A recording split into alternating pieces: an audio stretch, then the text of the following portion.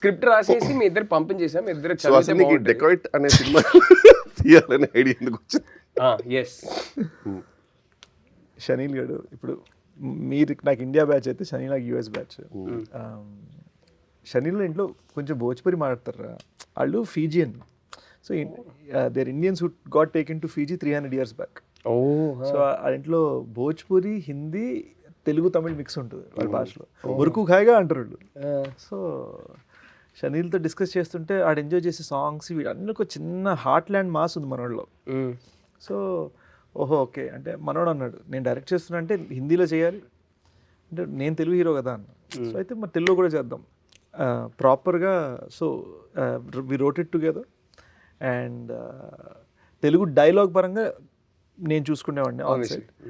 Obviously Abbur Ravi garu used to write and that's how we put the film together. First హిందీలో